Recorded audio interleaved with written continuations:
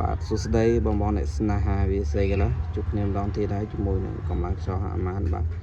អានេះបញ្ញាប់បងបាទបញ្ញាប់រាល់ថ្ងៃហ្នឹងបងហើយវ៉ាន់ផ្ញើរងថ្ងៃដោះស្រាយឲ្យភ្ញៀវរងថ្ងៃតែគឺយ៉ាវបន្តិចក៏សូមអធិស្ឋានផងបងបាទហ្នឹងហើយ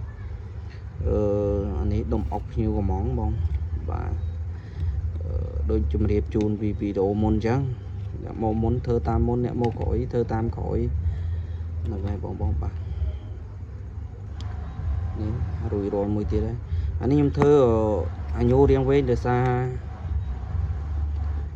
គាត់ធ្លាប់លេង M4 ឡូថ្ងៃអនាគតទៅគាត់ចង់កែដាក់ទៅជា M4 អញ្ចឹងគាត់អាចកែបានបាទហ្នឹងហើយកុំឲ្យគាត់ចោះលុយច្រើនដងនេះដោយសារភីវចាស់គាត់ធ្លាប់លេង M4 ពីមុនមកតែក្រោយមកគាត់លក់ចេញទៅហើយចេញបោកគេអញ្ចឹងទៅក៏ខានបានលេងអញ្ចឹងទៅនេះគាត់កំងដុំអុកបាទនេះដុំអុកបាទ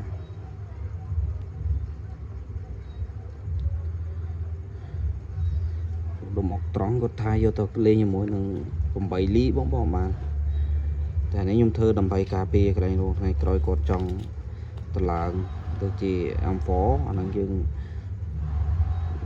ក៏កុំឲ្យគាត់ចោះលុយម្ដងទៀតអញ្ចឹងណាបងបាទហ្នឹងហើយចុះវាមានតែប៉ុណ្ណឹងទេបងអត់មានអីច្រើនទេហ្នឹងហើយអានេះយើងដាក់មួយនឹង regulator ចិនណាបាទដាក់មួយ regulator ចិនទៅបានហើយប្រើបានហើយបាទសំហុំសាច់វាក្រាស់ស្រេចអីបងបាទនេះស្ដែកមកហើយបងបាទសាច់ដែកនេះមិនប្រភេទពួកសាច់ដែកស្រួយទេបាទនេះពួកសាច់ដែកស្វិតបាទស្វិតបីតែកន្លងក៏ពិបាកកន្លងដែរបងដោយសារវាស្វិតហ្នឹងហើយរូបរាងប៉ុណ្ណឹងបងបាទហើយហ្នឹងអត់បានសរសេរទេដោយសារបញ្ញាប់យប់ជ្រៅហើយអបានធ្វើរួចម្សិលមិញតែ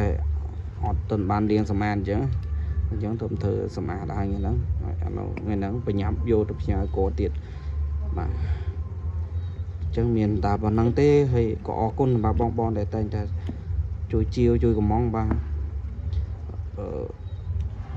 សម្រាប់ការយឺតយ៉ាវក៏សូមអធិស្ឋានខន្តីអភ័យទោសបងបាទតែក៏មិនមែនរត់ចោលបងទេបាទបើយឺតយ៉ាវ